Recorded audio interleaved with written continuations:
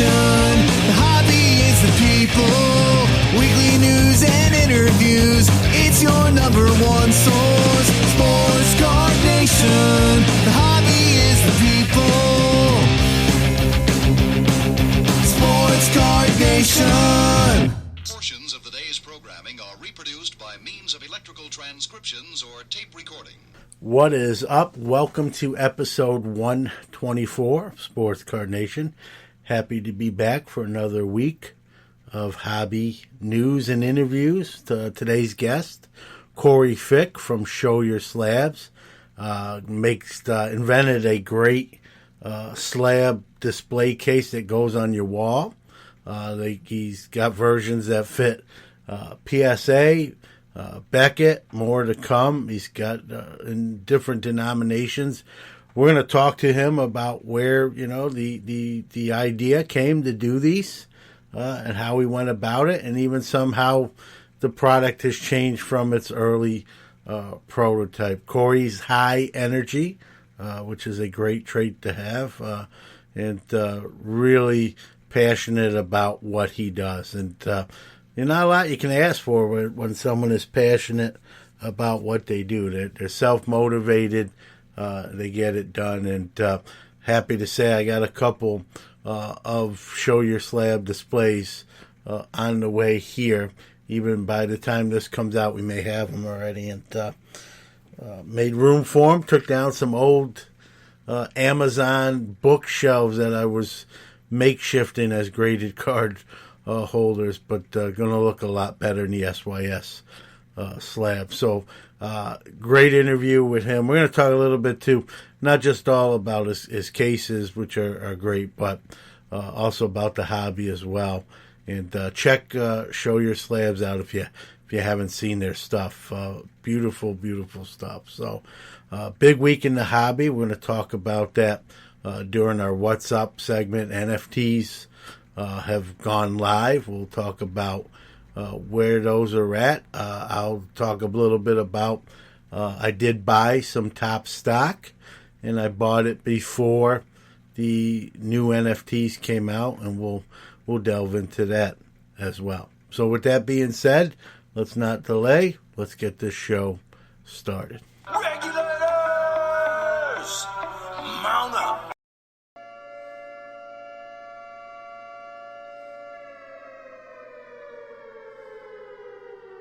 Time for this week's Incoming! product releases. All right, what's hitting the street this week on the 23rd? That's today, the release date of the show. If you're listening to it on Friday, 2020, Topps Formula One Chrome Racing. 3 days from then, on the 26th, 2021, Onyx Vintage Football. The 28th, we have a few items coming out. 2021 Bowman Baseball. Also, 2021 Panini Donruss Diamond Kings Baseball. Also, 2021 Panini Prism UFC. And 2021 Upper Deck SP Game Used Hockey. On the 30th, we have 2020 Panini Chronicles Football. And 2020 Panini Chronicles Football H2. And so that's your week in wax. Choose your weapon.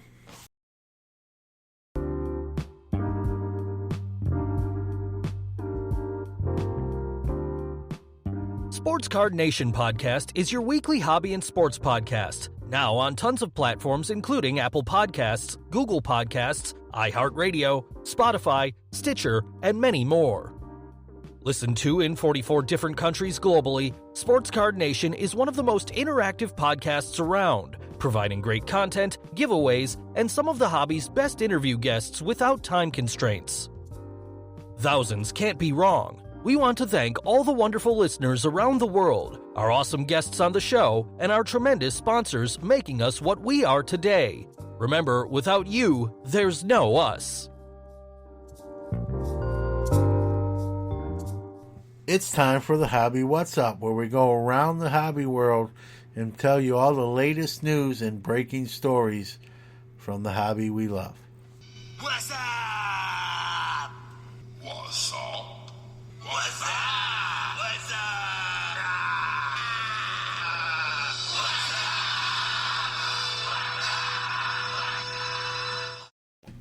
Well, folks, Topps NFT is out, and I have a confession to make.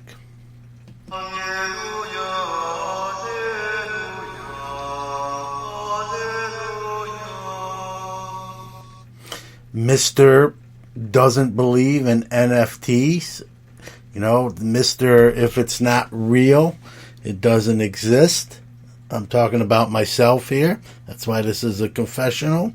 I did log on to the Wax outlet or platform, which is what you have to do to buy the NFT packs. I did try to buy one premium pack and 6 the standard packs, about $150 I was going to throw at it against my own mantra.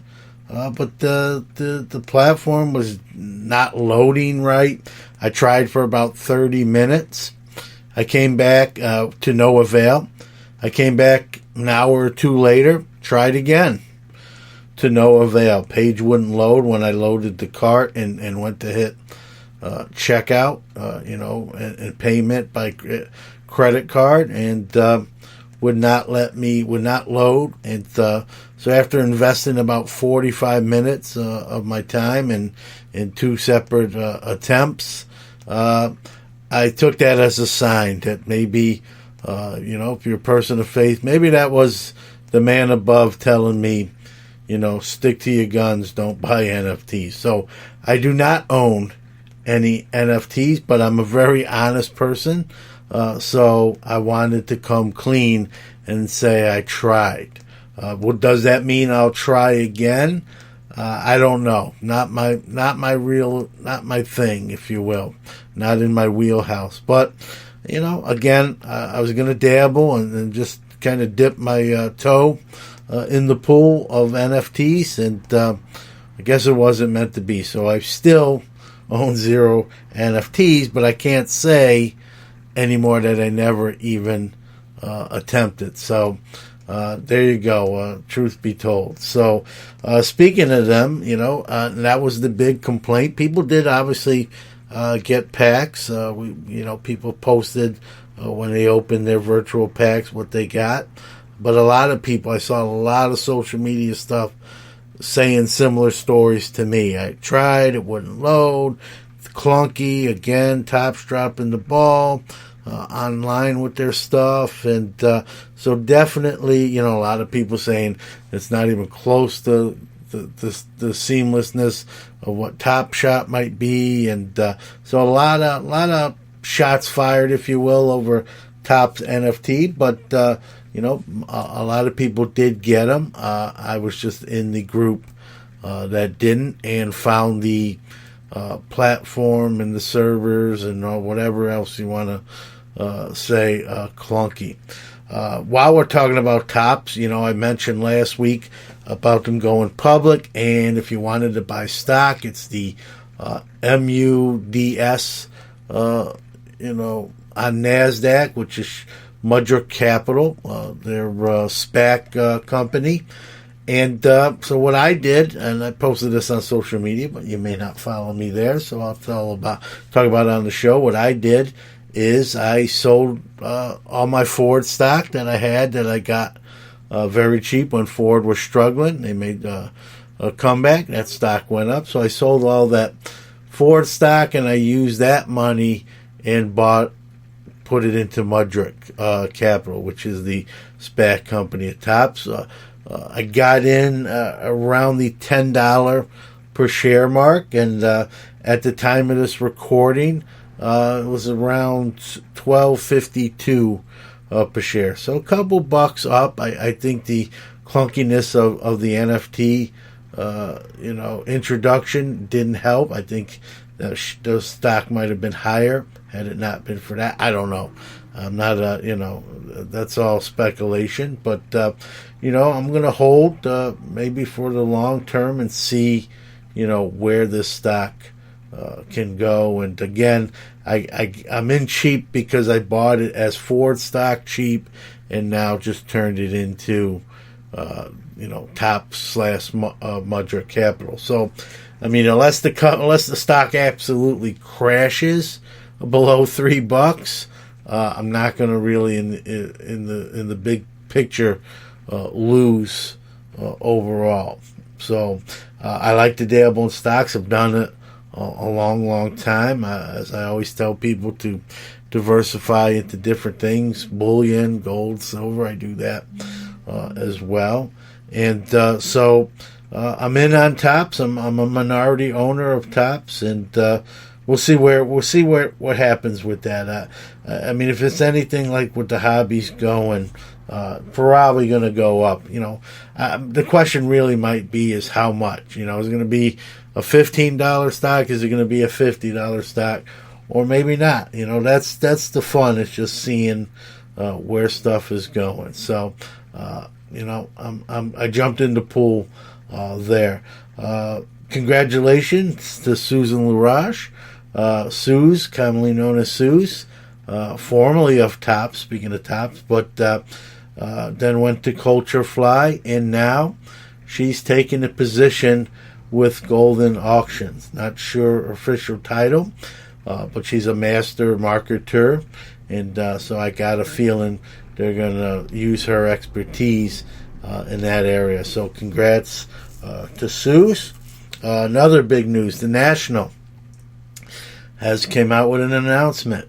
Nothing is canceled. Everything is status quo, but they also said that they will be, they have to, abide by what the Illinois, regulations are.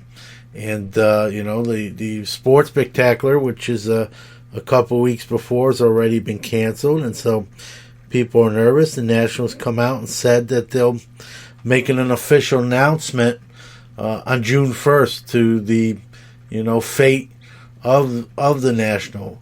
And they did mention that it's not going to move venues, but they may look at an October date, worst case scenario. Again, that's worst case scenario. They haven't officially announced that. They're just leaving that door open for a move to October. So we'll see. Stand by for that. Again, everything's going to hinge on what the protocols of the state of Illinois are. They obviously have to respect and abide though. So maybe you might be looking at an October Chicago National. Brandon Steiner's been on the show before. Collectible Exchange, Steiner Collectibles, author, lecturer, speaker, Syracuse University graduate, started a new company. He actually mentioned this on this very show months ago, that this was in the works. The name of the company's Athlete Direct, and much like it sounds, it's going to be where he has athletes in his stable that do direct signings to folks, so you can buy, or get them to sign or have items signed, and they already have items signed on the website as well. And if you know anything about Mr. Steiner, has a lot of contacts in the industry, some big names, and so I expect Athlete Direct to be very successful. We might effort him to get him back on, maybe talk about that as well. We can't go a week without talking about grading. Always some news, and this week is no exception.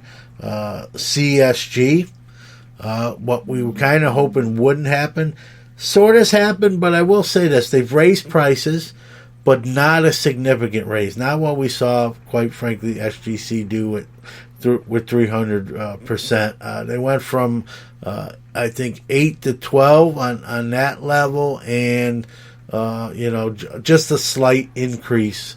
And they also did something which I thought was kudos to them, is they didn't announce it and say this is effective immediately. They gave you sort of a week to get in on the current rates before the price increase, and I thought that was sort of a good look for them. The other thing they announced is they're no limiting submissions. They're open for business, whatever level you want. While there might be a slight increase, you can still send to any level. So I think they're really trying to move up the ranks. I believe that number 2 spot is up for grabs, and I think CSG is really trying to jockey for position and get it. And maybe they will. I don't know. Again, it's one of those things in the hobby we have to watch and wait and see, and definitely interesting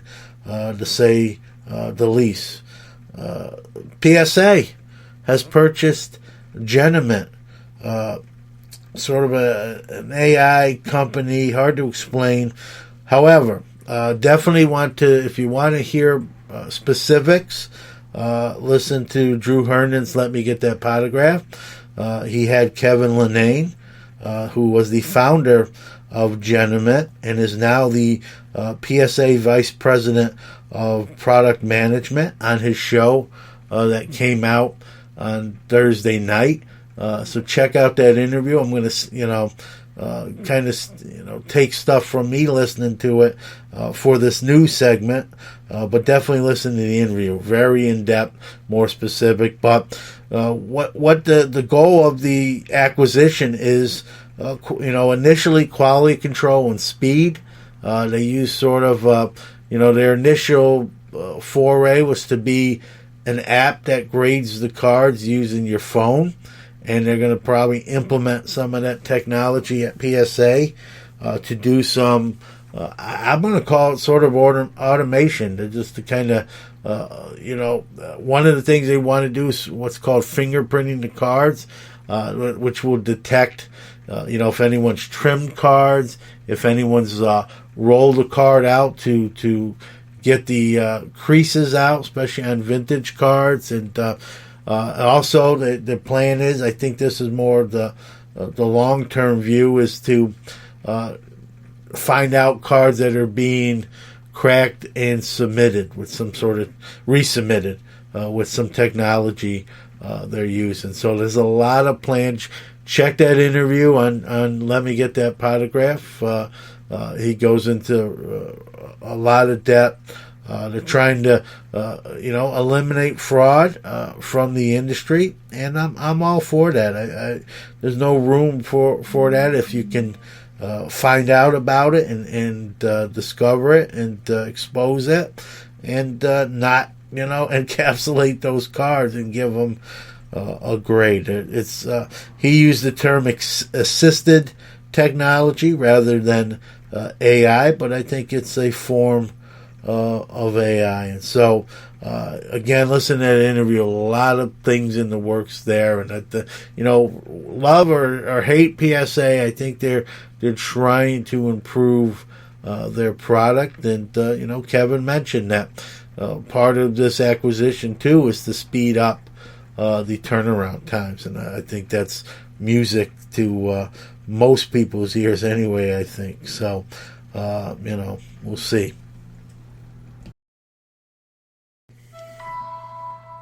One of the greatest quarterback prospects I've ever evaluated. This kid has everything that you look for in a quarterback.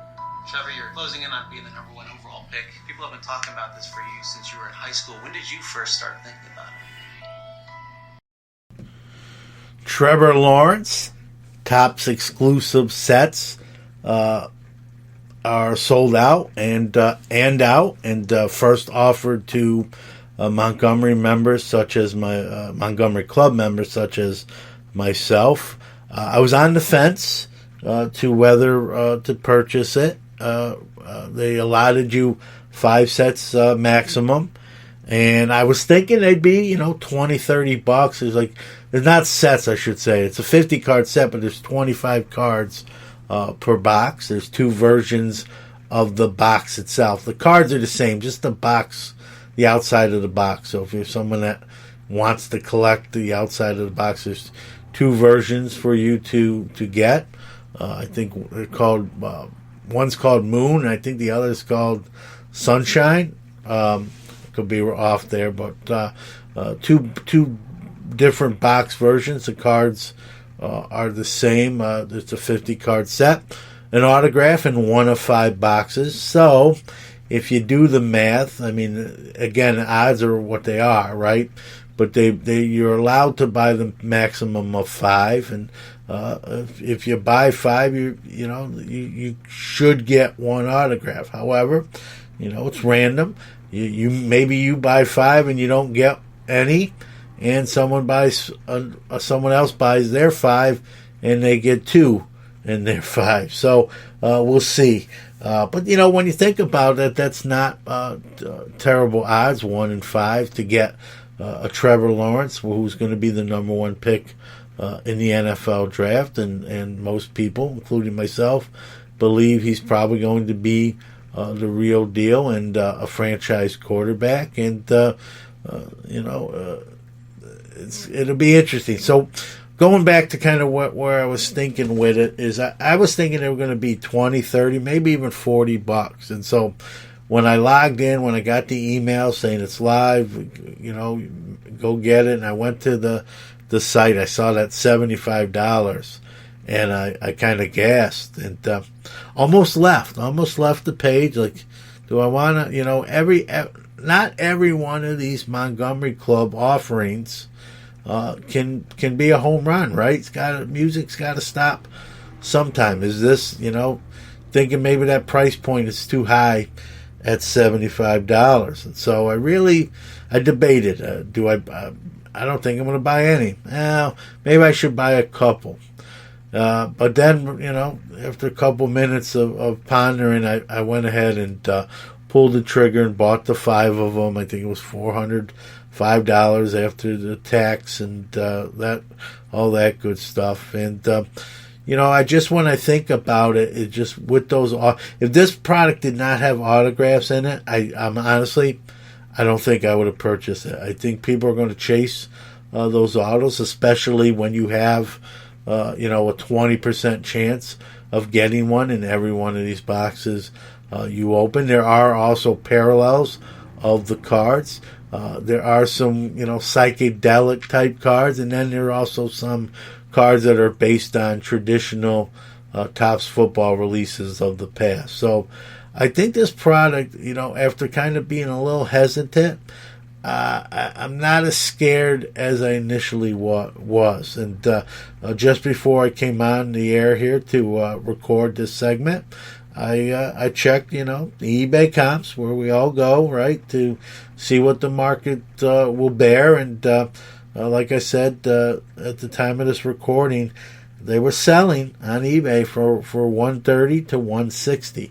Now that could change, right? That could go up. They could be $250 in a couple days, or they could be, $90 in a couple days. So, we don't know. They're all pre-sale. No one has them in hand yet. And so, I figured, I guess, I don't want to jinx myself here.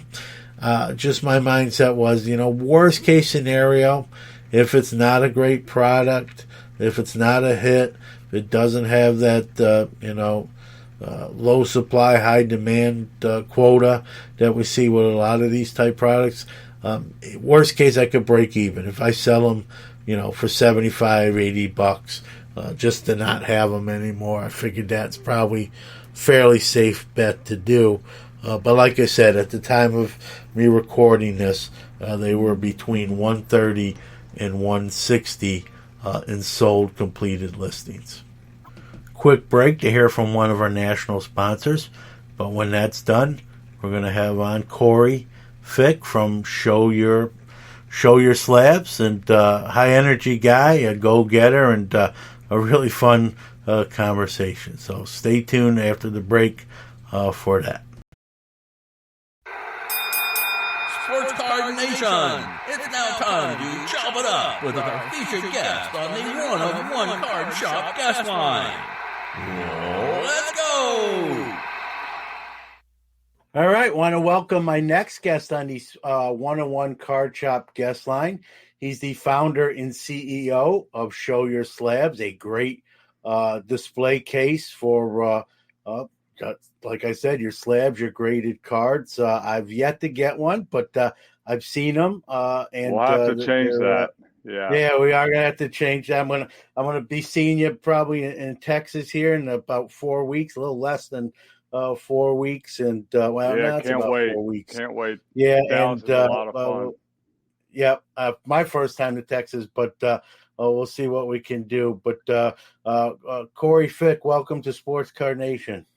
Thank you. I have to say, that intro graphic is pretty sweet. Credit, but designer did that. I can barely put a nail in the wall, which is why I admire. Look, it's all about getting right. It's all about surrounding yourself with the right people. Is what I'm learning. You can only do so much in a day. Yeah, and when I see folks like yourself that design these and come up with these, I'm all the more inspired because I don't have that sort of talent on that level. And when it's in the hobby, even more so. So I want to kind of, before we get into show your slabs, which we're going to talk about that, kind of, your hobby story, your hobby origin. Like, did you collect cards as a kid, kind of leave, come back? How did it, how did you get to where you are now before even Show Your Slabs was born? Yeah. So, kind of probably 90% of the people that are in the hobby now, if they haven't been the whole time growing up, I collected everything from, baseball cards to Marvel cards to Pogs, for the certain generation that would know what those are. And that, I feel like you get that collector bug, and it can be sometimes passed down. Like, I think I honestly get it from my mom's side, believe it or not. She doesn't collect sports cards, but it was just, going on the hunt and finding of, and then when you're little, it's all the trading and, what you think you can get for something from your buddy where he may like a different player, or, and you're hunting after, and to see it, what it is now, as, with what they call grown up money, is just unbelievable. And it kind of throws you back into that, like, being a kid again. So again, I've collected my whole life. I got really, really back into sports cards a little bit before, like, the COVID-19 stuff started, and it just really accelerated from there. Do you have it? Do you have a PC? Do you have someone, a team, a player that you kind of more focused on, or not necessarily? To be honest, and it's kind of, you would think maybe not, but I collect everything that I like, and it doesn't. And obviously, yes, I would love to have a Topps Chrome LeBron. Yes, I would love to have, and Lamar would probably be my PC, being from Baltimore. But to be quite honest, I collect the cards I like. I don't chase too much, unless I'm kind of having fun. And like Marvel cards, I love the artwork on, some of the Marvel cards. I love inserts, like different, inserts from this new. And I have to say, probably my favorite line of cards would be Select. Anything like Select football, basketball, is just, to me, levels above aesthetically, and for me, I can't say it enough. I collect what I love. I don't really chase the graphs and the charts. They're, I love people that do that because that's their dedication. That's the way mine works. And it's funny when you said my talent to be able to create something like this, while it's a talent, it's also a curse, because it's like, I get into these sets where I just, before I buy it, I think I can build it. And while this whole thing is great and this has turned out well, there's, ask my wife, there's 98 things that aren't, and, or I'll be out in the middle of the winter changing my oil because I tell myself, well, I can do that. I realize, I saved $5 and I got oil all over the driveway. And there's a reason Jiffy Lube exists. It's like, no, that's kind of my backstory. Like, Like a lot of guys that just collect what I love and don't look back. Yeah, no, that's great, and I think sometimes that's the best approach. Is just whatever you enjoy at the time, not even have to be like hyper focused on any one or a few things. Just whatever hits you in the moment is sometimes I think the best. I think the best way. I think sometimes when we focus on something too much, I think sometimes you can lose the enjoyment of it if that task Exactly. becomes Yeah. too difficult. You know what Yep. I mean? You don't enjoy it as much. You might enjoy it when you complete it as a completist, but Yep. the process getting there can be maybe frustrating or It can be monotonous. very frustrating. And again, Yeah, like I don't even, I'm not a stickler for tens. Obviously, nines are kind of where I sit. And honestly, if I'm building a display for my PC that is PSA 1 through 9. Like I just want to yeah, see what the difference between, like I thought literally you'd have to like bend a card and like shove it somewhere and then send it in to get a 1.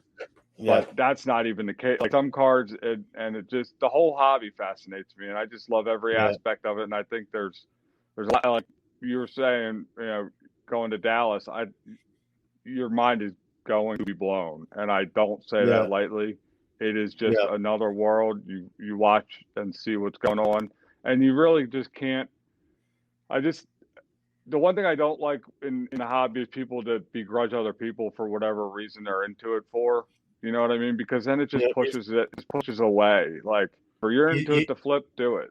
you sound like me. You sound like me, Corey. I don't know if you've listened, but I got like a hashtag hobby your way. I say that Yep. all the time. I've been in this hobby almost 40 years, and I don't know what it is. I don't know why that is. I get often asked like, why are sometimes the veterans, if you will, if you want to use that term, sort of not as welcoming to some of the new people getting in.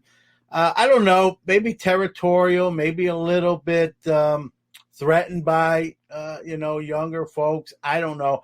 I'm not like that. If we're like where the hobby is right now, and some of the prices being realized. Well, if you like that, some of that is due to the explosion of the influx of new hobbyists in the hobby. So you can't have your Well, you cake can't and have eat it. both. Right? Don't sell your Yeah, prison boxes for 20, or don't sell those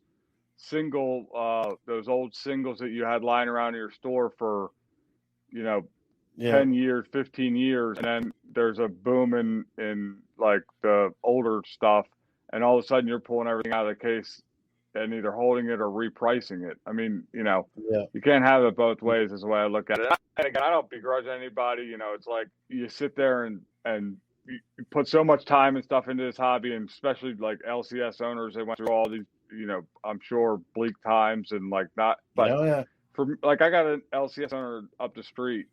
Guy's been in the hobby for I don't even know how long, and his name's Mel. And so I mean, he's exactly the epitome of what you think would be the old school card guy, but he's not. I mean, he literally gutted his store, put a bar in, a brick Oh yeah, bar, does yeah, like all this stuff, and he gets it. You know what I mean? And yeah, he's good in the fact that he gets like the new stuff, and he gives people a chance to get it at a reasonable price. And but also realizes there's like flippers in the game. So his kind of thing is you sign up for the new Prism or Select just release, right? yeah, You put your name on this list. He selects 18 random people to get it at a really cheap price. Now, if you break it yeah, in the store, you get it at this price. If you leave yeah, with it, you pay $200 more because you know yeah, why you leave with it. You're yeah. going to go sell it for more, which he doesn't have a problem with, but he just doesn't want that flooding. It's kind of a way to, save it. Yeah, it's funny. I have that's the first I heard of that, and hearing of that, Corey. I like that. I don't think there's anything wrong with that. And the buyer has a choice. If you want Yep. to not open it, it's not like he's not giving them a choice. You No, have a yeah, choice. don't. You can Right. pay this price, or you can pay this price, depending on your approach here. And Yep. I don't think And the one price is low. Like the one price is yeah, you're never going to touch this price. So yeah, it's like, yes, if you're going to leave and flip it, I'm fine with that. You still have room to make money. you're just not going to make, you're going to make $400 instead of 600, and he's got to keep the lights on just like everybody else. And that's why there's some people that have problems with whatever people charge for whatever boxes. Look, if people aren't willing to pay them, they're not going to charge that. So, overhead in LA is a lot more than overhead in Maryland. So, yep. No, you sound like me. You're preaching. You're preaching to the choir. The buyer sets the price. If people want to get mad for what boxes are going for, I get it. It gets out of people's affordable range. I understand the disappointment, but that's what the market will bear. Just buy. I always say on my show, Corey. Buy the singles you want, like pivot and adapt. You can complain and go in the corner and I hate to say it like this and cry about it. I'm not saying you have to like it. We all have our opinions and we're entitled to them, but just adapt and do something. You can still enjoy the hobby in many different ways. There's more than one way to enjoy the hobby. And at that point, if you're worried about box prices, you're not enjoying the hobby, because let's be honest, you're in it to do something financially or whatever. And, the boxes were never like, yes, they were super cheap, but when they were super cheap, everything was cheap. So it was like, still to pay $600 for a box of cards is $600 for a box of cards. Now you pay $2,000 for that box. Both are still high. And it has 8 cards in it. Yes, so exactly. It's crazy. So, I'm old, so I remember when like a super premium box was like $100. That was like expensive.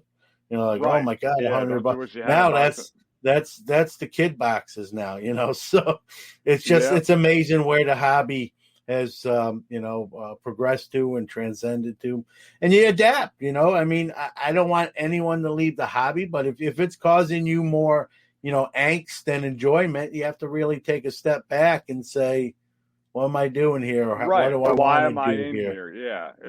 You have to pivot your approach. Yeah, I don't want anyone to leave. That's not my stance there. I'm just saying, and that goes with anything. I'm not even just talking cards. If something is causing you that much angina and angst, you got to really look at what you're doing and say, do I want to do this? Whether that's employment or many other things, you have to evaluate that and maybe find a different approach where you can get out of that rut, so to speak. But it is what it is. What I did. I got into it. Like I said, I was collecting a while, and honestly, I don't know the last time I was able to had time to be in a box break and stuff like that, where I liked it, but I could see how it was getting like, all right, there's too much in here. Like you either have to go all in or you got to be all out, because you can't.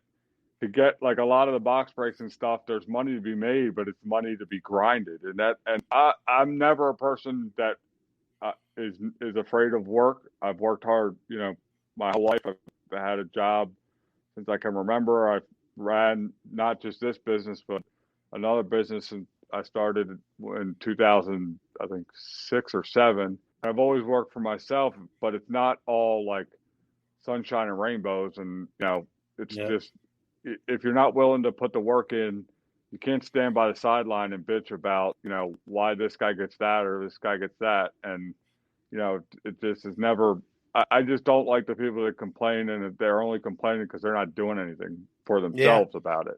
Yeah, no, I agree with you. It's a lot easier to take, some people just rather take a lot of it comes from a place of jealousy, instead of saying, hey, I can, instead of taking that as inspiration and say, hey, I can do that too, or something along those lines. It's just like, hey, why is he successful and I'm not? I don't know. It's always going to be like that. It'll probably never change, but I try to have fun in what I'm doing, from the hobby to content creation, and when it stops being fun, and I don't know if that'll hopefully never happen, but if it did, I don't think so. It seems like you got the right idea, where you can't really, you don't put yourself in a situation where it can't be right. So I did the same kind of thing where I'm in the display business. I have tough days or whatever. Going to step aside for a quick break to hear from one of our great sponsors, Hot Box Cards. and their monthly subscription service where they send you wax and some great singles and hits. Doing a great job. Let's hear from them. Hey folks, tired of going to the retail store and finding the wax shelves cleaned out bare? I've got the answer for you, and that answer is Hotbox Cards. They offer a monthly subscription service at a great price level. What's better than getting a box of sports cards on your doorstep every month? Not a whole lot, and these boxes don't cost a whole lot. Let me tell you what's in each and every hot box. 3 relic or auto cards, 3 unopened packs, 50 bonus cards featuring stars, rookies, semi-stars, inserts, and parallels. And 1 in every 5 boxes has a red-hot envelope with a surprise card. They also honor expired redemptions with a comparable item, so there's no worry about getting that old redemption card with nothing to show for it. Check them out at www.hotboxcards.net and put in promo code SCNation. SCNation all in caps to save even a little bit more money. And May's special theme is prospecting. Every box will contain a bonus leaf draft card. Sports Card Nation is back with Corey Fick from Your Slabs. When we go to Dallas, right, and I learned this the hard way the first time I went to Dallas, my manufacturer had just gotten the last batch of displays done for the show. It was butted up right against the show date. And I didn't trust the shipping, said it would get there, but like if they get a flat tire, they could blame COVID. So I was like, yeah, all right, I canceled my flight, booked a one-way rental car, and drove 45 displays in the back of a rental car from Maryland to Dallas. Like, wow. And by myself, and for I think it was like 20 something hours. And get to Dallas. I'm blown away by how awesome the card show is. Great. We sell a bunch of displays, met my expectations and more. Only come to realize that everybody that bought a display wanted it shipped back to their house. So now I'm in Dallas. I had a one-way car rental. I don't have that car anymore. I took 45 displays down. I think I had about 41. Yeah. And they all got to go back to Maryland to then in turn get shipped back out to the people who bought them. So it's those kind of stories that like it makes you realize, you're in it. If you keep working, it's all worth it for the, being asked to be on a podcast or, being able to, I was lucky enough to do a display for Steve Aoki and some big names, which the names don't really, I'm not a person that gets like flustered and forced by any name. I see that as helping to grow my brand and business, and like I'm going to do right by them, just like I'm going to do right by John Smith or Joe Blow, because that's just how I was brought up and how I am. But it is cool. There's no doubt. Like when I was at the last Dallas Card Show with Cassius Marsh, who's an NFL linebacker, and we're doing a bunch of cool stuff with them, and I get to hang out with him, and you get to see these people, but like it's all those like 22-hour driving, and like we just came back from Tampa, and get flight delayed, get back at home at 3 a.m, and go to leave in my car and realize that my wallet fell out in the plane, like from my backpack. It says, and I don't say that like I'm not complaining. I'm just saying it's not, it does take hard work, and and there's no way around it. But to me, I wouldn't want to be doing anything else. I live for it. I strive in it, and I think it's frustrating, but. And I think you're bringing up examples, like even in the best of times, there's going to be some moments that aren't the best of times. You just got to overcome them and keep plugging and keep going. I'm sure, like even bringing all those cases down to Texas, only to find out most people wanted them shipped to their house. Now you probably don't bring as many unless that's what I was going to say. Now hey, I'm picking it up here. Bring it there. I'll take it from there. Other than that, now I have a custom built case where I take down what I need. I just do orders, and it's great because now, and this is kind of where, I like to bring the hobby together. So now we go to Dallas. This was the first show. We've been to two shows since. We literally are a hangout. our spot. We're not Yeah. fighting to sell slabs. We're not fighting to sell prison box. We're not fighting to sell merch, all that. So what I did is I made a custom break slab table. I had a couple little packs of baseball and stuff that I bought here and there. If I saw a kid, I'd bring them on, let them break live on our IG.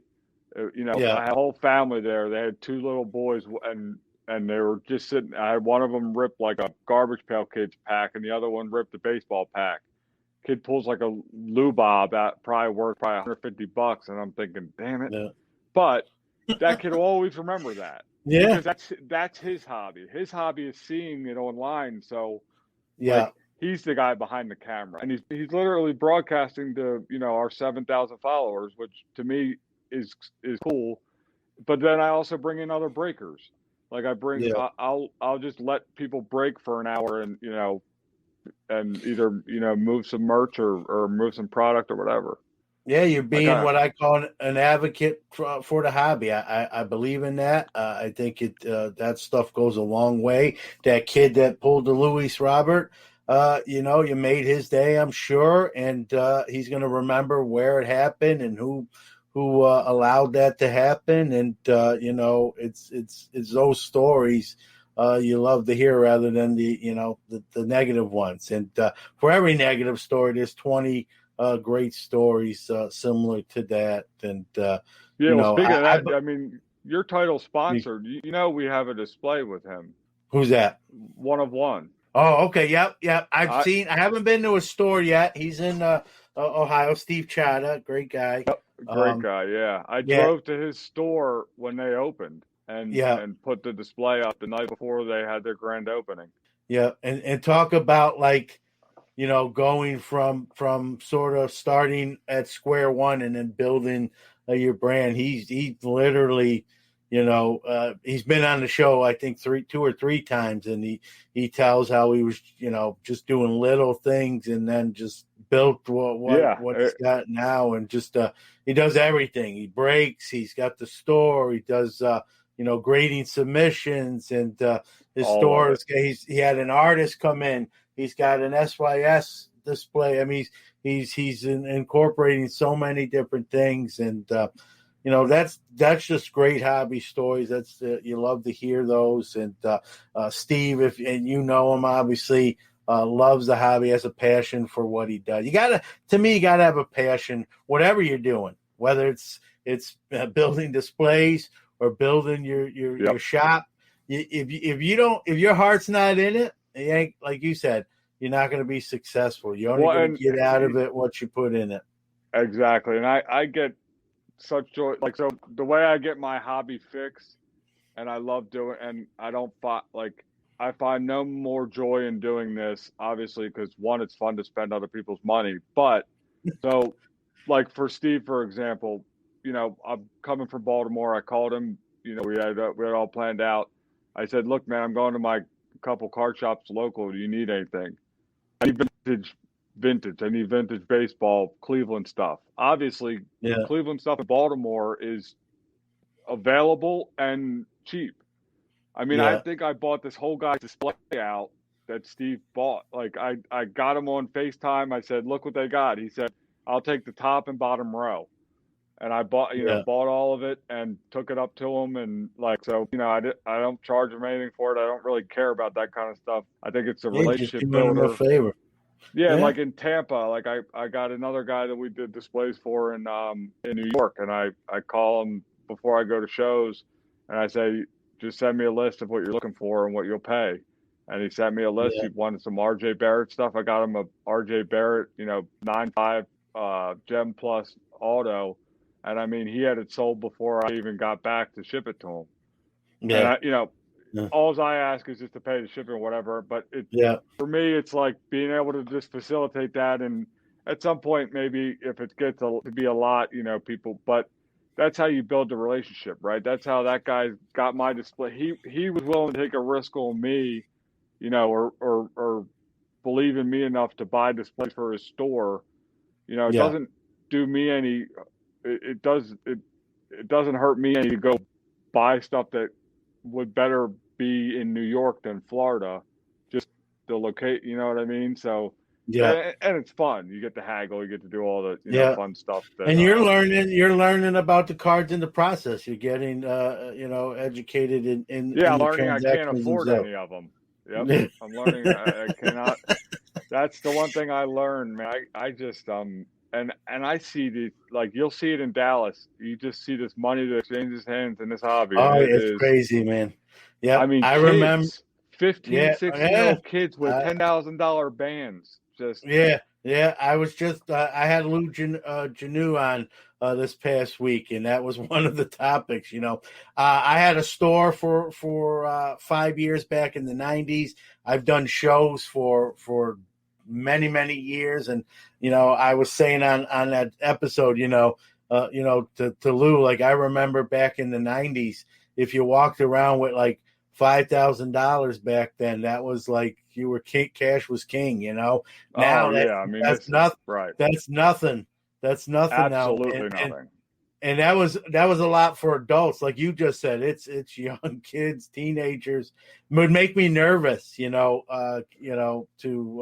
would, but I mean, you think about it, like, these kids come from, like, a lot of them, I mean, some come from money, whatever, but others are just like, they flipped their way up to that, and Yeah, they literally started a business and got their way up to it. And I don't begrudge any yeah. of them. Good, I would love No, to hey, have that Dave, hustle. as long as it's all legal, and like I've always said, Exactly. that as long as it's legal and above board, no one got ripped off, then God bless them. Hats off to them. They did, they did it, and that's how I feel.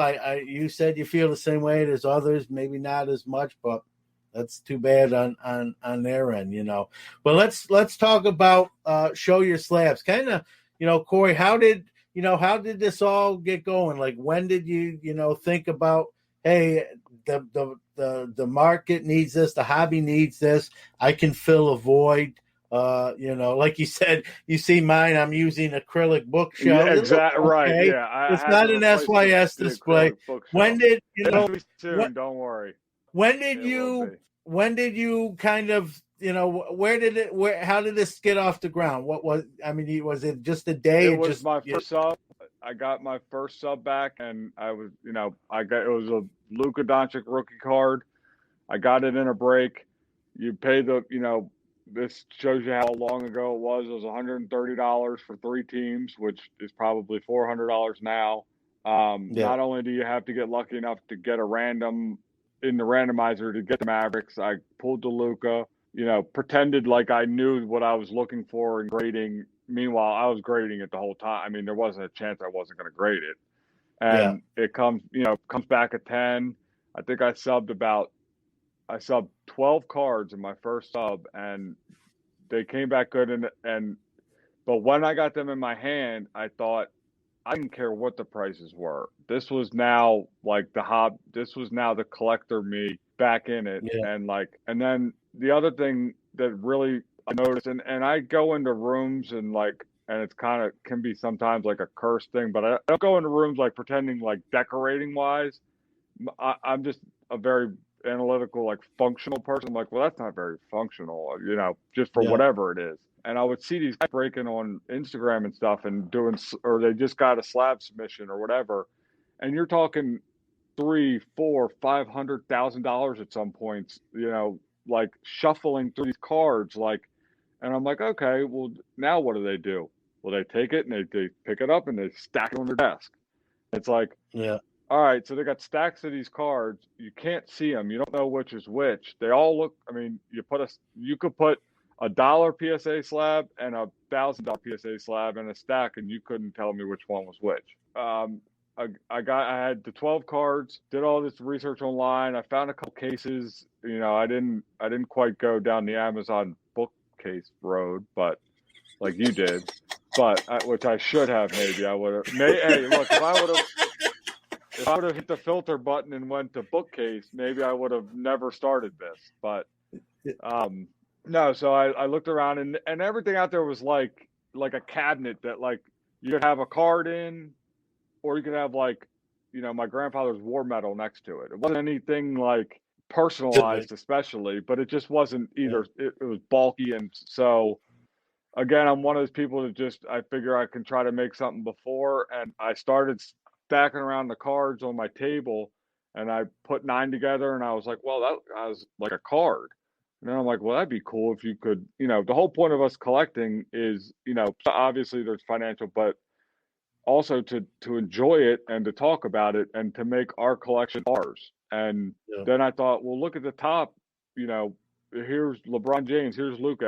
Every name's different. I would love to have my own slab, but God knows that all passed unless I become some, I may be a professional bowler. Or NASCAR Or you could driver. you might be on a future Allen and get the card. Don't Yeah, you never right. Exactly. That's the only way, right? So, but I have a feeling that I would be like encased in one of my displays is how it would be presented. But the one that died too young and then got buried in his own cases. Another quick break to hear about the Gocher family in New Buffalo, Michigan, doing big things in their LCS. Congratulations to them on their recent expansion. Let's hear about what they're doing. The Sports Card Shop at MoCo is your small-town local shop with a global reach. Conveniently located in New Buffalo, Michigan. We're an easy drive for most residents in Michigan, Indiana, Illinois, and Ohio. Come see us every Tuesday through Saturday from 10 to 5 and Sundays from 12 to 5. Want to shop from the comfort of your home? Give us a call at 269-469-0140 or visit our website at thesportscardshop@moco.com or our Facebook page. Major credit cards and PayPal accepted, and we ship anywhere in the world. We're an authorized dealer for both Panini and Topps, with new sealed wax from both arriving weekly. And yes, we have PSA and SGC graded cards and over 250,000 singles in stock. Be sure to follow us and turn on notifications for posts to Facebook, Instagram, and Twitter so you don't miss out on new arrivals. The Gocher family has been serving this community for over a decade, so stop by or visit us at thesportscardshop@moco.com. We're back with Corey Fick from Show Your Slabs. But no, so and I started, and it literally started a Saturday. I went to Home Depot. I bought 3 pieces of plexiglass. I bought a hand scoring tool, which I found out is not the way to cut plexiglass. It's the way to score plexiglass. It's not the way to cut it. Yeah. And I'm just hammering, just mauling, just trying to get like an idea in my head that might work. And all the while I'm thinking, this will be cool, but it's really not. Like, I have to get something like finalized. And I started, kind of talking to some other people in the hobby and saying, what do you do with your cards? Like, oh, I have a bookshelf, or I went on Amazon and, found whatever they had and all that. And I kind of started, I put the first model together, then I got a prototype, and the actual first prototype was 3 pieces of plexi, just how I had made it from the Home Depot, but it was obviously laser cut and all that, measured and all that, but it was sandwiched. So it was one piece in the middle with like a carve out of the 9 cards.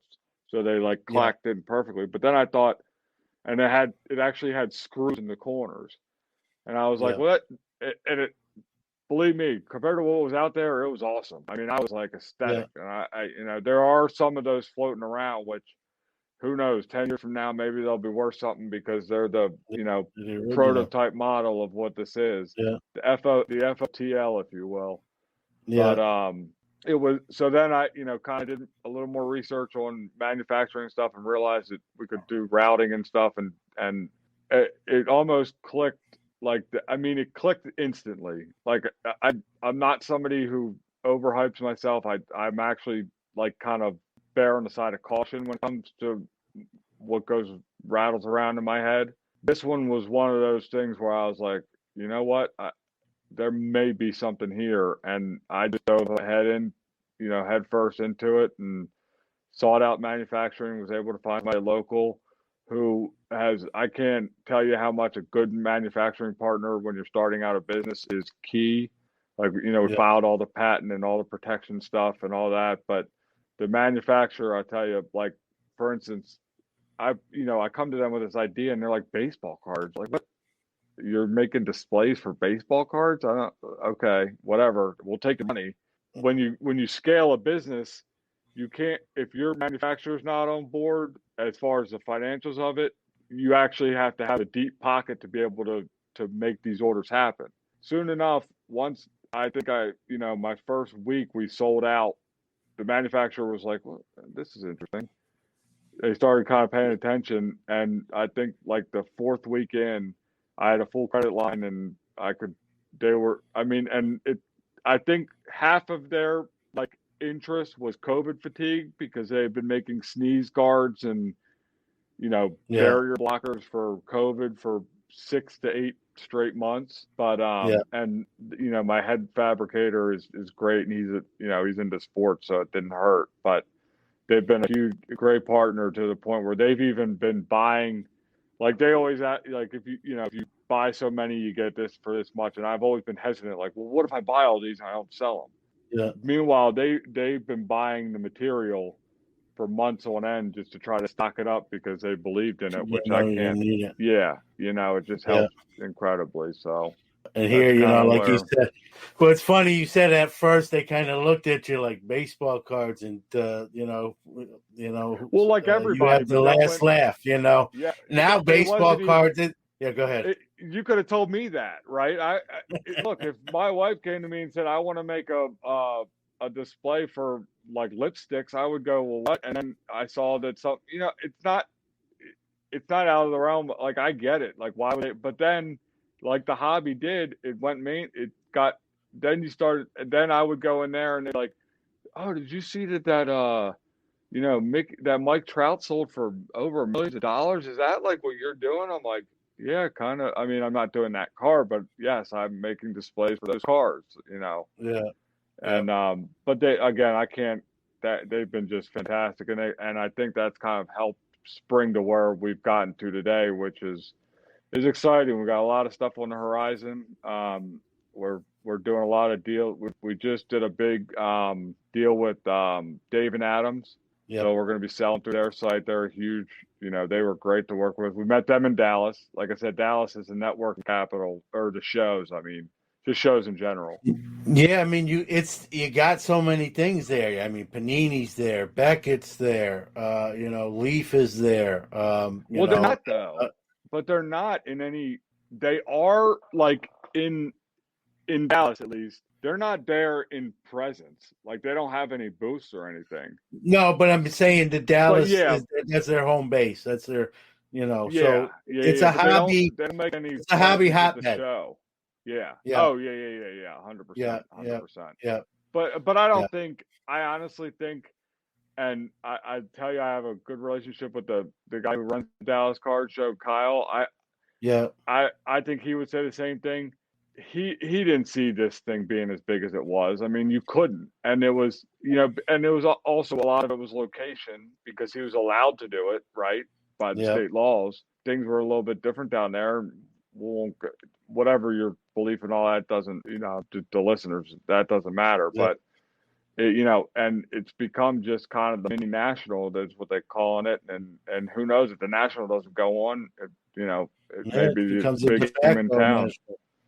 Yeah, it's right now the de facto national, with the national being canceled last year, and it's sort of 50-50 for Chicago and end of July, front end of August now. I had an interesting conversation about that. There's this app called Clubhouse, and there's a lot of. Yep. You ever been on that? Yeah.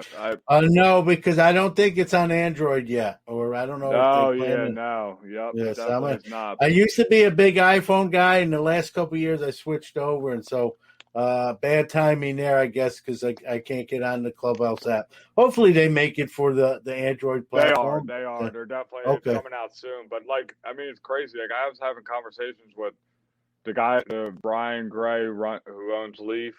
He's on accessible to the point where it's like 10 people in the room, and it's I'm one of them just talking to him, and we got into a long conversation about the national, and he was just saying how he would see it. He probably sees it being postponed to October, which I don't know what would change as far as to the reason why. And the reason why, he said, is because it's going to be 100,000 people ascending on a 40,000 space venue. And it's going to be anarchy because they're talking about doing it in like waves of like, you can come half the day. Can you imagine? Yeah, I had Ray Schulte, the director of marketing from the National on about 3 weeks ago. Again, he can only say what he can say and what he knows. As of 3 weeks ago, was full steam ahead, but he did say, Corey, that they're not moving locations. It's either going to be Chicago or not. It's not going to happen. So I think he left the door open, maybe for a redate. Maybe moving it to a. But what does that time do period. if you're not moving the place? If you're not moving the location, what? Yeah, I guess they hope it buys you some time. Maybe some of the numbers You're come hoping the down, hobby some of the cools down. I mean, restrictions. that's kind of Yeah. what kind of point is that? I just don't. Yeah. It's I hear you. There's a lot of questions and less answers. There's more questions than answers, and we'll see. Like you said, I think the Dallas show and Kyle Robertson's been the benefactor. Not that he planned this and not just happened to work out this way. No, and he could not be more of a nice. I mean, the guy is just a genuine. He's a collector through and through. I see nothing to tell me otherwise. And he's doing the best. He's abiding by the laws that Texas has. Every state has their own mandates and restrictions and policies. And here in New York, I'm in New York, and ours are different. At one point, we were like the epicenter, like everything was closed, and so it's gotten better, but it could go back the other way. We've had 1 week our numbers are up, and the next week they're positive in a good way where they're going down. And so let me ask you a question about New York and like card shows. So would I have to have a tax license to come to and sell into a card show? You're supposed to, but I'll be honest with you, Corey. Like I have one myself, but it's really up to that promoter to check that. And so if that promoter just says, "Hey, there's $150 for the table," or I'm just making up numbers, and you have, Corey, you have a tax number? Yeah, I do. And that it's kind of honesty. But isn't it like okay, so it's a federal tax number? Yeah, I mean, state. Like I have a New York state. Right, but why would I have a New York state tax number? No, well, any state whatever your home state is. So you would have a Maryland. Oh, okay. I was under. He the would have a impression that, Maryland. I had to go, and if I wanted to be a vendor. Yeah, you're not going to have a New York one. He's not going to. You just have to have your state tax number on display. Now, I'm not going to lie to you. They're supposed to check that, but I'm sure there's some shows. I'll say it without mentioning names. I know people who I don't really condone it, but don't have a tax number, and I see them have a table, and I'm like, okay.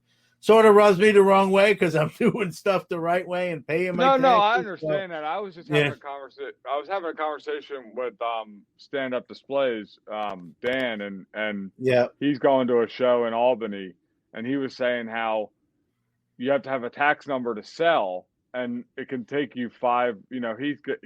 We kind of have grown, in the same time frame in the same business relatively, but and he's a great guy, and he's trying to tell me, he's like, yeah, I got to get a tax number, but I can't get it in time. And I'm like, a tax number? I'm like, so you're telling me if you had a show, he said I would have to get a New York State tax ID, which that's not right. That makes more sense. If you already, and he's new to it, like he's just trying to figure it out himself. So if you have your state, if you have your state tax number already, you're good. You don't have to get one.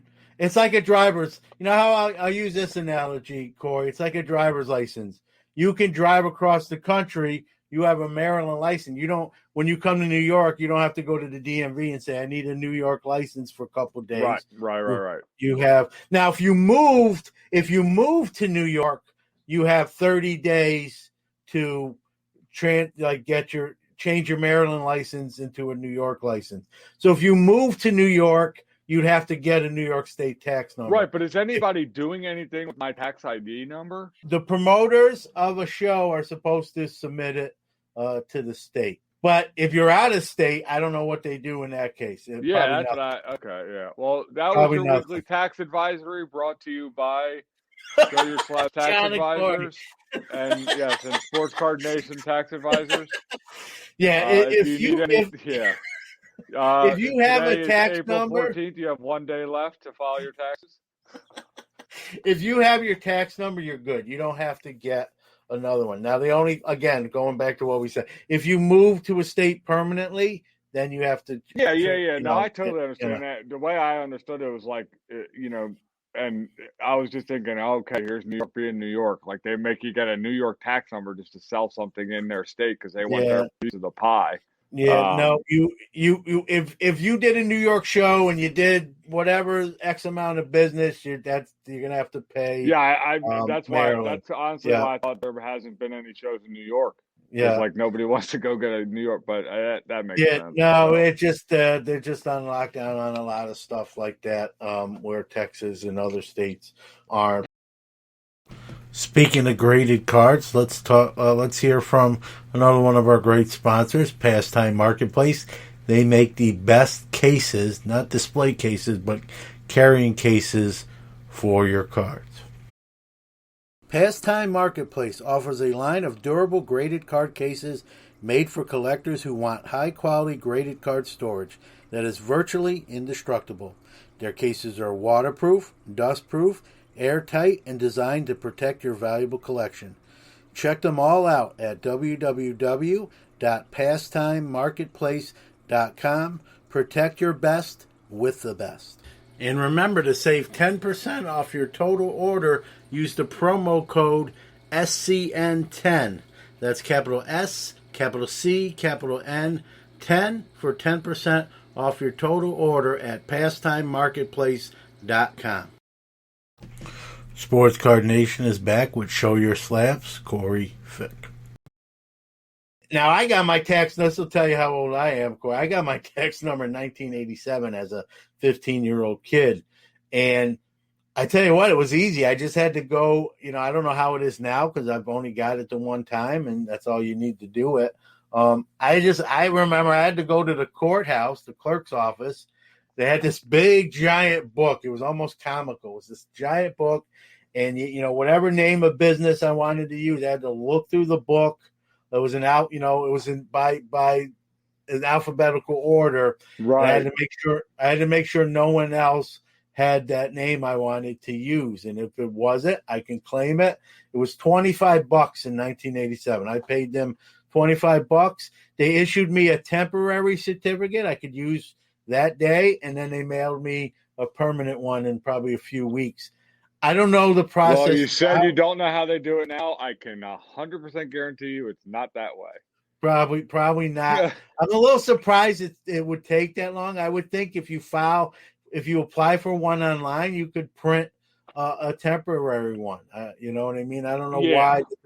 But maybe it's not so much now is just because of COVID-19. COVID, yes, exactly. They're short. They might be short-staffed and just say, hey, it's going to be a few weeks. But I think under normal times and conditions, I think you can literally do it the same day and get a temporary, and then they'll mail you a permanent one in a few weeks. So I just think COVID's just thrown a monkey wrench into a lot of stuff. Like that, So.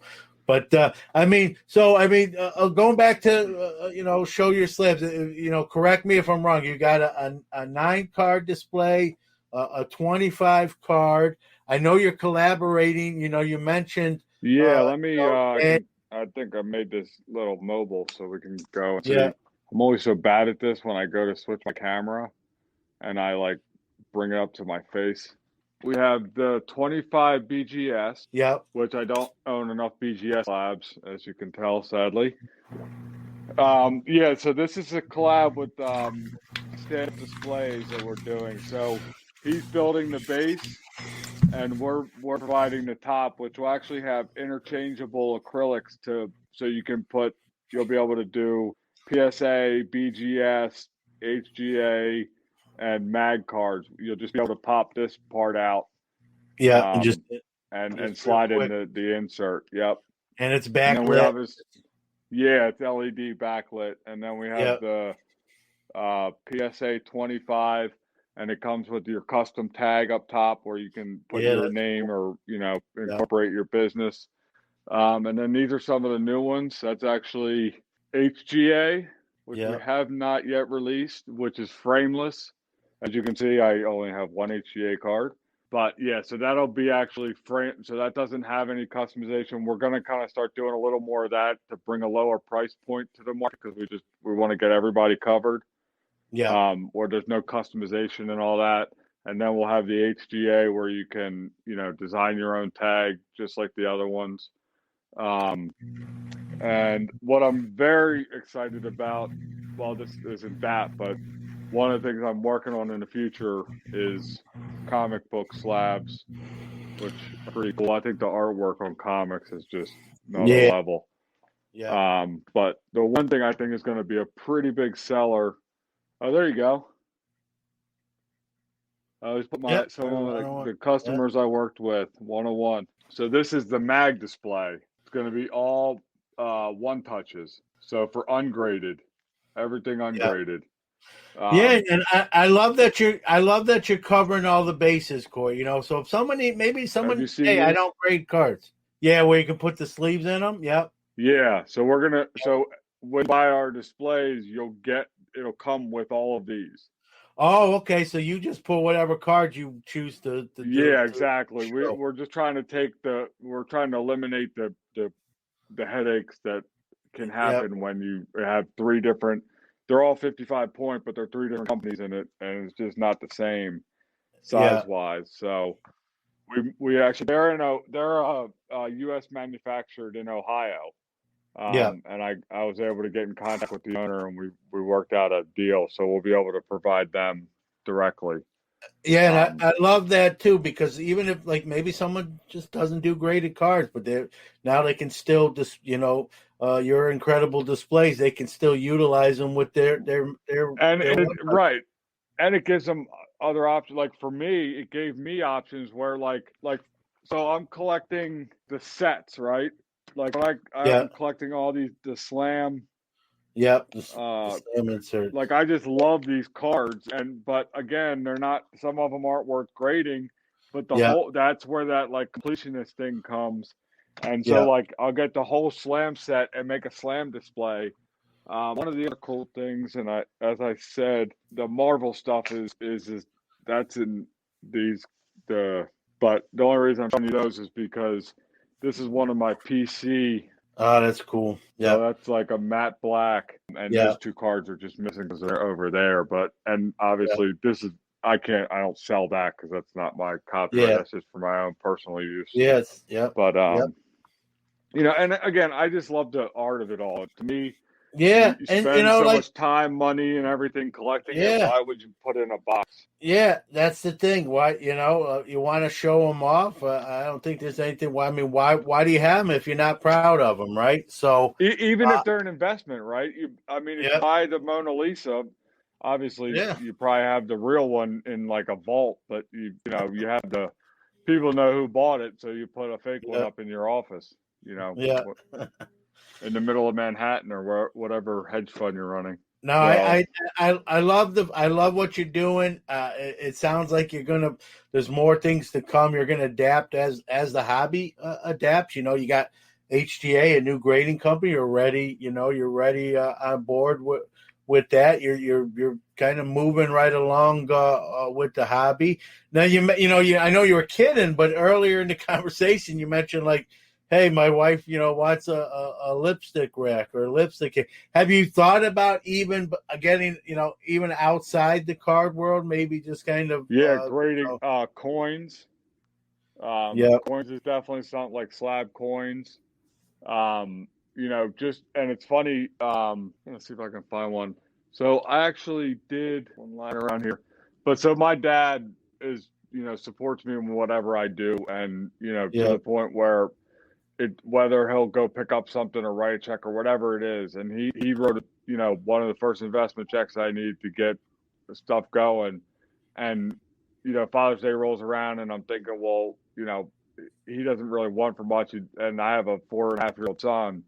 So I was thinking like, wow, he could care less about cards, but knew what I told him. I did all the research and saw what was happening. So I literally made him a display with my son as the card. And they're That's all cool. pictures of my son, and it's all like, and they're in little like I photoshopped the PSA slab. It's got his name on Yeah. it in every hole, so it's 9 cards, and it's all like different versions of pictures of his favorite player, who his grandson. Yeah. And it's funny. I gave it to him for Father's Day, and then I had to take it back because I was missing a part on another one. So he hasn't yet got it back. If he's listening to this, Dad, you'll get it back. Your slabs are safe. They're just, I just need to get another piece of plexi that I stole from your display. You want to make it right. I think people appreciate that. You do it the right way. You want it to be perfect or as pretty close to it as you can. And like you said, even from that first prototype with the 3 panels to where you are now, it's probably night and day. And who knows what's next. So I don't know. Have you seen our displays at all? Past like how they kind of work. You have a tool, right, that pops them out. Yeah, it's a slab grabber. It's a and then you just. I love that. And there's a little strip of non-abrasive gel that holds the slabs in.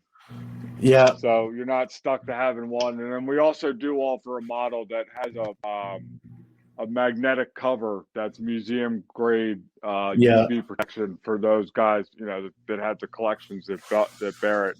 It ain't cheap, but neither are their collections, is what I say. Yeah. No, again, I just love that you're in corporate slab grabber. I mean, you can't get any better. Oh yeah, and don't forget your SYS slab spray. It'll clean your display and your slab, and it says no one likes a dirty slab. Yeah. So we'll be putting that out soon too.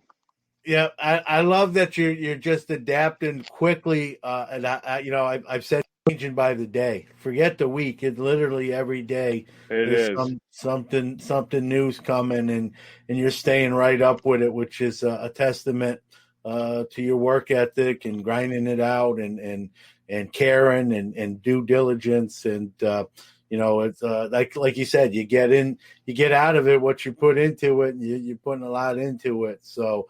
It's a lot of long days and short nights, but again, I thrive in it, and I go for it. So you got a passion for it, and it's coming out, it's shining through. So, well, I appreciate you making time for the show.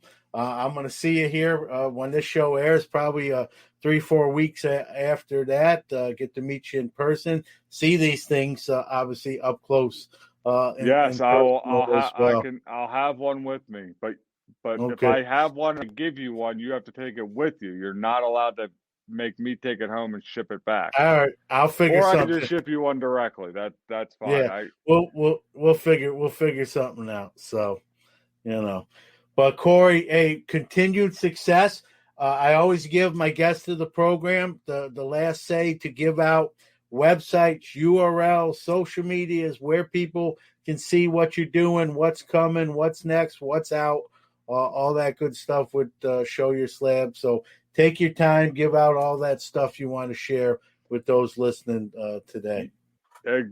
Thank you very much again for having me. And again, it's showyourslabs.com.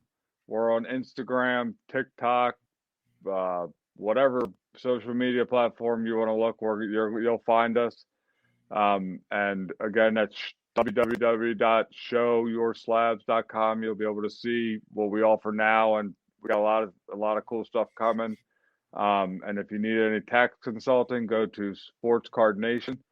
He will give you all your New York tax needs for if you want to ever sell a card in the state of New York. Sports Card Nation is where you need to go. Yeah, be careful of New York advice. Sometimes it's not always right. Yeah, exactly. So, no, this was a lot of fun, and again, I can't stress it enough. Just enjoy this hobby and collect what you want to collect. Don't worry about what the other guy's doing. Do what you want to do, and you'll find fun in it.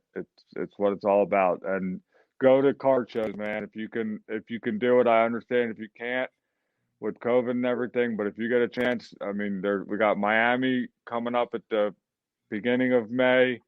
I know there's another card show that I don't know that we'll make it to, but we'll have some presence there in Wisconsin. I was going to say Wisconsin's opening up for shows. I know I read that. Yeah, there's one in the middle of May for that one, and then obviously the Dallas Card Show will have a pretty large presence. And Virginia depends on the week. They schedule them, and then they have to postpone them. But Virginia's trying, I know. So that'd be great because that's right down the street. Yeah. So Yep.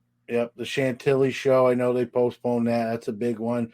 But we got to get on the good side of this pandemic and get some good news with all the vaccines rolling out. And I always say too, I get it, we got to be safe and err on the side of caution, but we also got to keep the economy going. We got to keep going too. We can't. Right. There's something to be said for people that have just. I mean, and I can't. I've been fortunate enough to kind of with other business and this business kind of stay afloat, but I mean, there's nothing more heartbreaking to me than somebody who puts their whole life into something and just literally through no fault of their own has it, and no fault of anybody really, but has it yanked from them.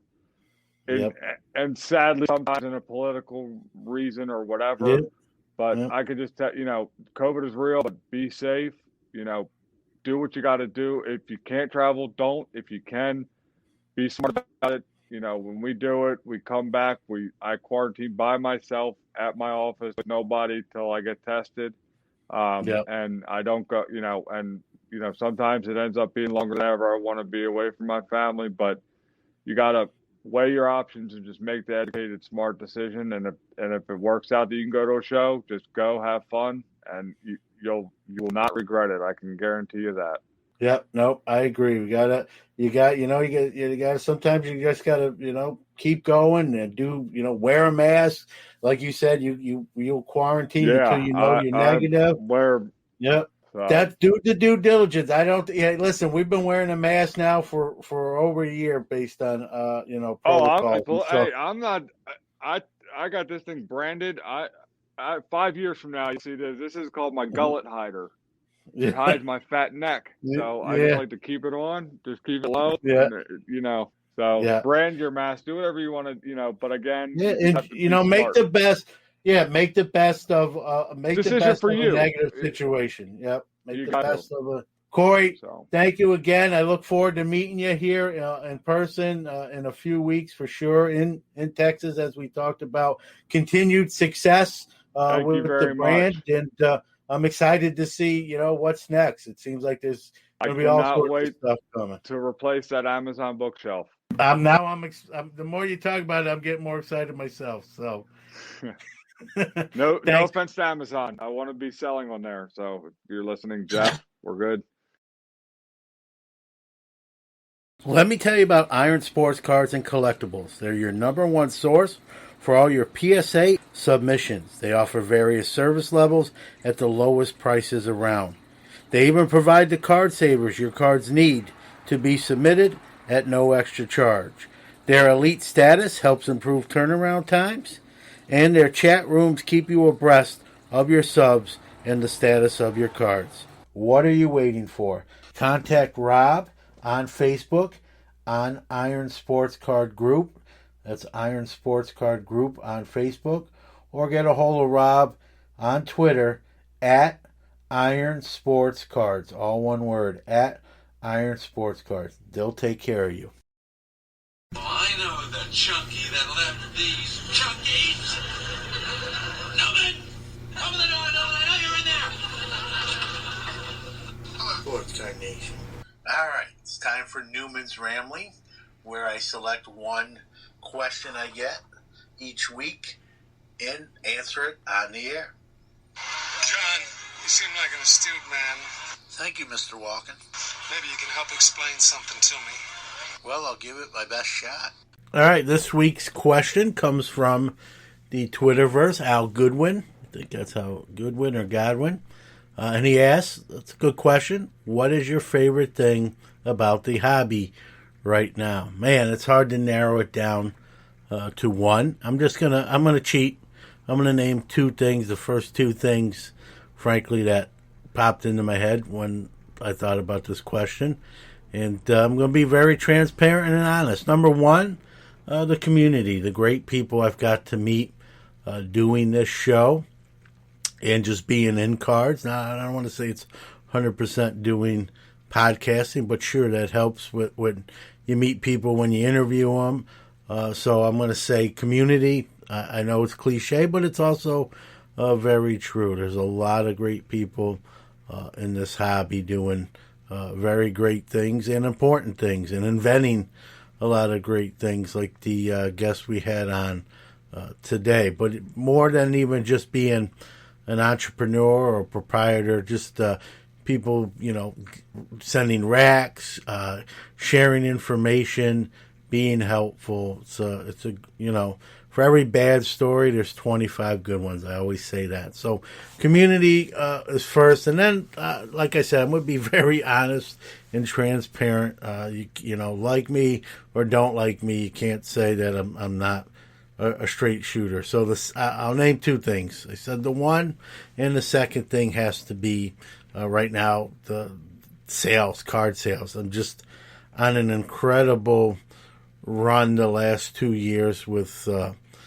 stuff, and I'm a sales taxpayer, so I don't feel bad saying that, but it's just been tremendous. I've talked about going full time, and I don't think I'm going to do that, but man, these 2 years have really opened that door a little bit. But no, I'm not going to be walking through it. So it's a great time to be in the hobby. I don't, if you're a seller and a buyer, which I'm both, do I think it's always going to be like this? No. I've been doing this a long time, and no way that this lasts forever, or how long? I don't know. A few more years, maybe 1 or 2 years. But things change. I have a theory about how this sort of boom is going to kind of climax, if you will, and kind of come back down to earth. It deals with politics. I don't talk politics on the show. I know that's a really bad tease, but not going to get into politics. But I think some of the leveling off of this hobby is going to come from what happens on the political stage and in real life world economy stuff. And I'll just leave it at that. So enjoy this ride while we're at its peak. And how long are we going to be at that peak? I don't know. 1 or 2 years, but I see things changing. It's not going to be a crash. The hobby's not coming to an end. The hobby's still going to be strong. Just things are not going to be what we're seeing right now. So, there's going to be some adjustments, if you will. So, there's my rant. Thanks for the question, Al. I appreciate it.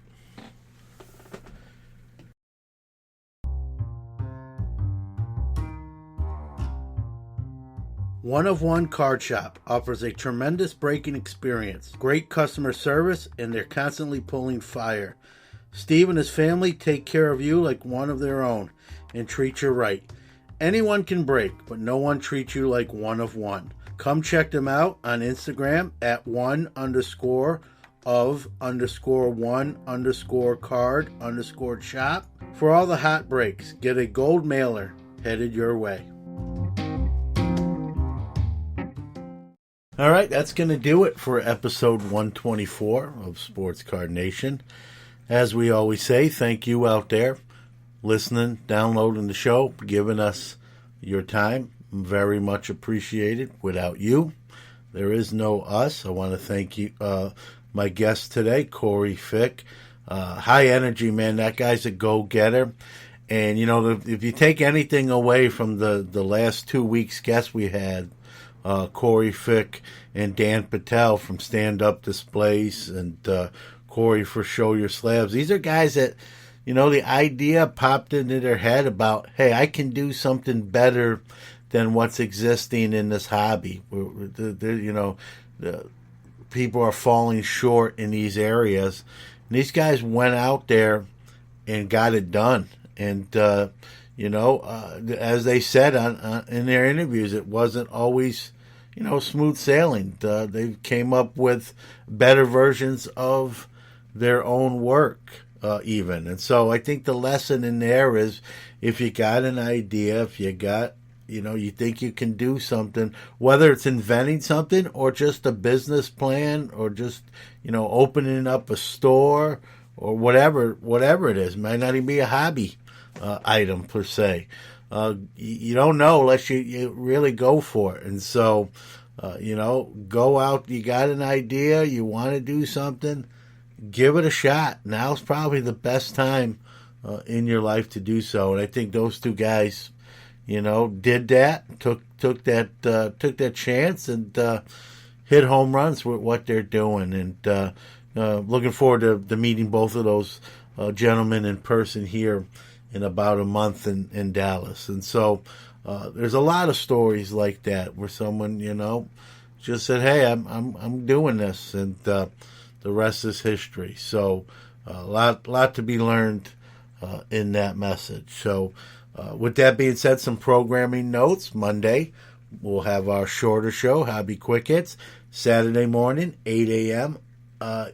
Eastern Time, or I should say Pacific Time, 11 a.m. Eastern Time. We have Hobby Hotline with various hosts, and it's a call-in show live on YouTube, Facebook, Periscope, Twitch. Check that out as well. So, again, I hope everyone is doing well and continues to do well. We'll see you either in a few days with Hobby Quick Hits, or we'll see you next week on Sports Card Nation. Take care.